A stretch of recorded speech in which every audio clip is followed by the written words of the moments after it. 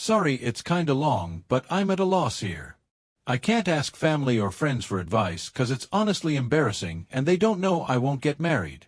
Bear with me here because I'm young and don't know what to do. We've been together for 2 years. About 11 months of it was spent long distance altogether. He's honestly amazing and we're very compatible in all the ways that matter. My cats adore him. We've had a few disagreements but we're always respectful, and living together after the 1-year mark has been great too. Our lifestyles really align.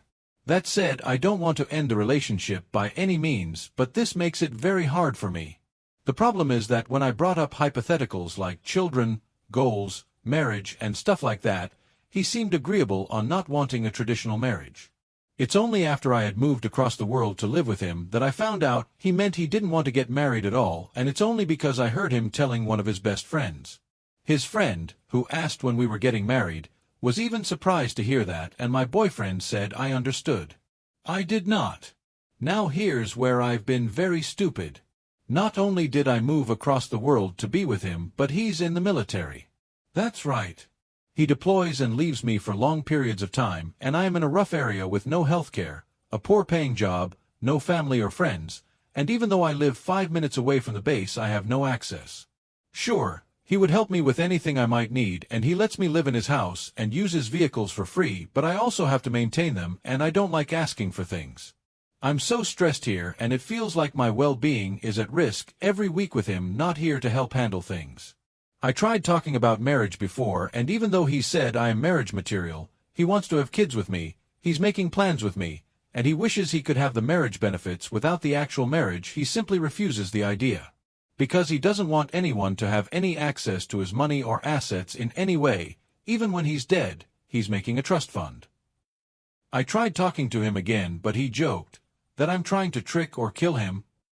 Keep in mind, I asked him out officially before I even knew anything about military life.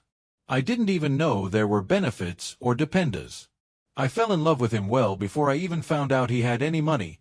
I didn't know what military pay was like. I just assumed it was poor, and that since he was frugal like me, we were on the same level. Plus, I've never asked him for anything.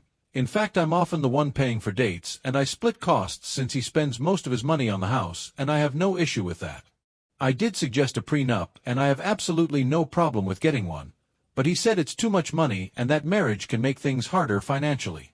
I didn't know much about that, so I did my research, and I found out if we got married I would actually be reducing his tax bracket on top of all the military benefits. Totaled up, we would be saving and accumulating thousands before he gets out, since we're very frugal people. He said he'd rather do all the paperwork and forms that could give us some rights similar to marriage, but that doesn't mean military benefits. We would still lose out on all that money, and some aren't as strong of rights, but it's so he can stay in control if everything. And what if we had kids? That's a whole other beast to deal with. I'm just tired of feeling emotionally, physically, and legally at risk. He's afraid of losing any independence. I'm sick of all his military co-workers and friends looking at me like I'm crazy or with pity as he confidently tells everyone that we don't need paper to express our love and devotion, while I awkwardly smile and defend him. Now I'm at a crossroad. There's a good chance when he transfers it'll be to a country I would need a visa for, and it would be difficult for me to get a job, on top of having to pay out of pocket to move, and I really miss our cats that I had to leave behind with my family. I don't think I would end this relationship over marriage. I'm not in it for money or anything, but he would have to understand he'd be leaving me behind, and that's not partnership. He's going to be in for another 5 years if not more. He's shooting for retirement. TLDR, military boyfriend won't marry me even though it's making our life harder than it has to be. I don't want to break up, but what can we do about it? I sit alone most nights, the hum of the bass in the distance my only company. His house is quiet, too quiet, and though I try to fill it with routine and productivity, the silence grows heavier with each passing week he's away. I knew being with someone in the military came with sacrifices, but I didn't think the biggest one would be me. I don't know how to say it without sounding ungrateful. I love him. I really, deeply do. When he's home, he makes me laugh until my stomach hurts, holds me like I'm something precious. When we cook together, when we watch old movies, when we plan trips we may never take, I feel safe. I feel like I've found my person. But when he's not here, when I'm alone facing a broken heater, navigating a bad neighborhood, or fighting a fever with no insurance, I feel invisible. Like my safety, my future, my presence in his life is optional. Like I'm here by invitation, not by right. And that's what marriage is supposed to be, isn't it? A commitment not just to each other's hearts, but to each other's lives.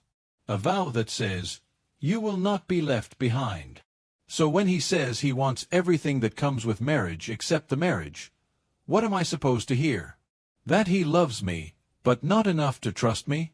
That I'm good enough for the hard parts, holding down the home while he's deployed, managing the bills, comforting him after nightmares, but not good enough to be his equal? He says he's afraid of losing his assets, of being taken advantage of. But I've never taken anything from him, have I? I've only given my time, my energy, my entire life, packed into 3 suitcases and flown across the world, for him. And maybe that's what hurts most. I gave up everything for someone who's not willing to give up one signature for me. He jokes I'm trying to trick him, that I want his money, as if love could be reduced to spreadsheets and contingencies. But he doesn't see the irony. He's the one building trust funds and planning for a future where I might not even be allowed in the room. We've talked about kids. But how do you raise children in a house where one parent is legally powerless? Where I'd have to scramble for rights that a marriage certificate could have given us in minutes. And still, I'm not angry. Just tired. Worn out from carrying the weight of someone else's fear. I don't want to force him into anything. I don't want to be the reason he feels caged. But I also can't keep pretending that this situation doesn't scare me. Because love alone doesn't pay for emergencies. Love doesn't grant you access to base resources. Love doesn't get you a visa when your partner is reassigned. And love doesn't automatically give you a seat at the table when your partner's future is being decided. And I've defended him. Over and over. Smiling at his co-workers as they raise their eyebrows. Swallowing the embarrassment when they ask, so when's the wedding? And he laughs it off like I'm in on the joke. But I'm not laughing anymore. If he gets stationed somewhere new and I can't come with him because we have no legal bond, what happens then?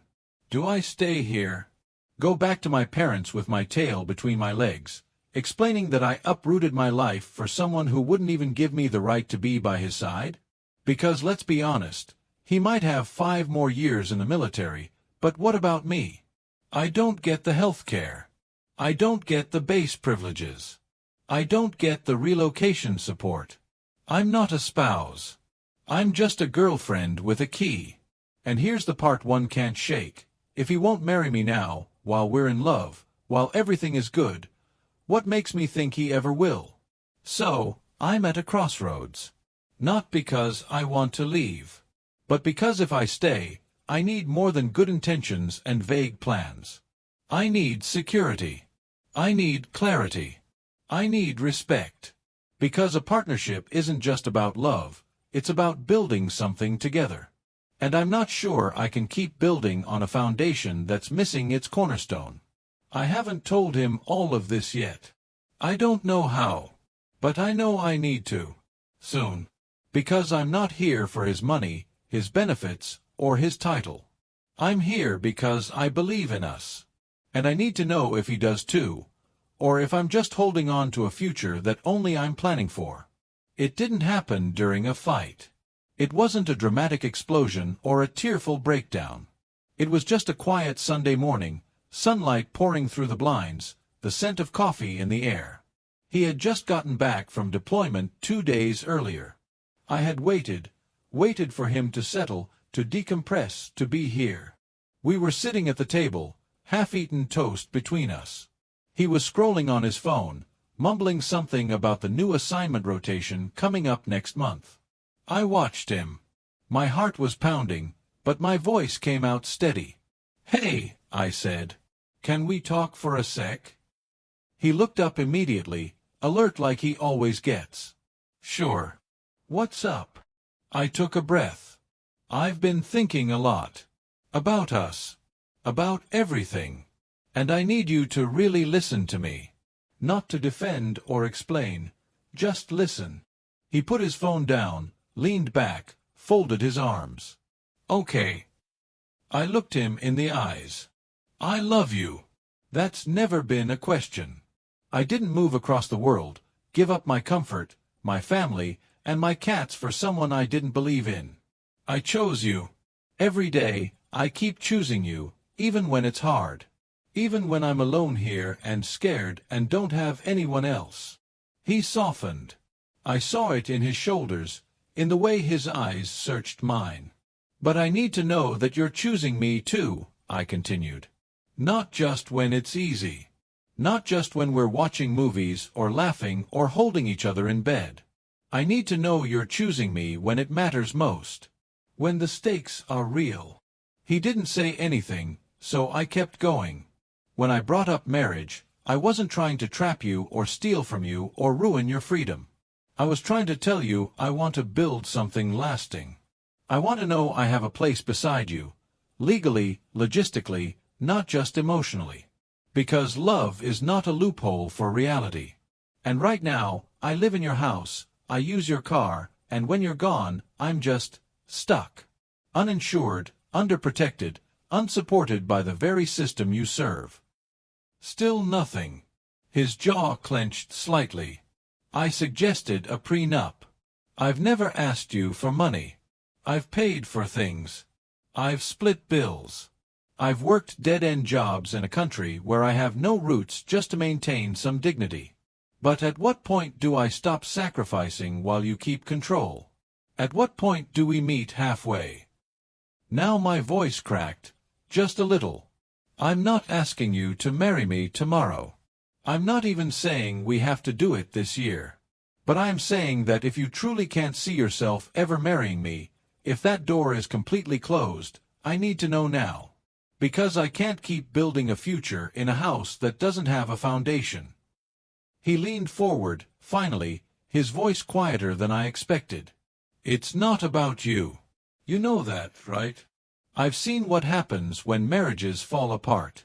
I've watched guys lose everything, retirement, houses, custody. I don't want to be trapped. I nodded. I get that. I really do. But I'm not the one holding the trapdoor open. You are. And that landed. His eyes dropped to the table. I would never ask you to give up your freedom, I said gently. But I also can't keep giving up mine without any guarantee. If you're building a future, and I'm not part of it in a real, legal way, then we're not partners. I'm just someone you care about. Not someone you've committed to. The silence stretched. Then, he whispered, I didn't realize how much it was hurting you. I didn't let you, I admitted. I kept smiling. Kept defending you. Kept saying it was fine. But it's not.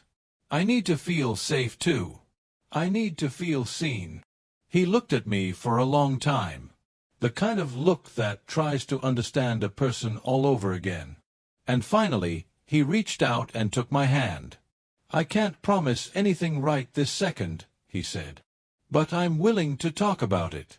Really talk. With no jokes. No walls. No fear. Tears welled in my eyes. Not because it was fixed, but because, for the first time, it felt like we were facing the same direction. I don't want to lose you, he said. But I don't want to keep holding you back either. He looked at me, his face set like stone. I just can't do marriage. I'm sorry. No apology. No compromise. Just the finality of his fear standing tall between us. And I sat there, heartbreaking, not because he didn't love me, but because he didn't love me enough to grow. To stretch. To trust. That night, I didn't argue. I didn't cry. I just packed a bag, the bare minimum. I left a note on the table. I love you. But I won't build a life where I have no place in it. I deserve more than a promise with no protection. I hope one day you're brave enough to offer someone what I asked for. I booked a one-way flight the next morning. I left the key on the counter. I whispered goodbye to the quiet rooms that once felt like home. It hurt. God, it hurt. But a future where I'm constantly compromising while he clings to control isn't a partnership. It's a prison with cozy furniture. And maybe someday he'll realize what he lost. But I walked away before I lost myself. If you liked this video, don't forget to subscribe to the channel, like the video, share it with someone who needs motivation. Press the bell icon so you never miss a new story. More life-changing motivational stories are on the way.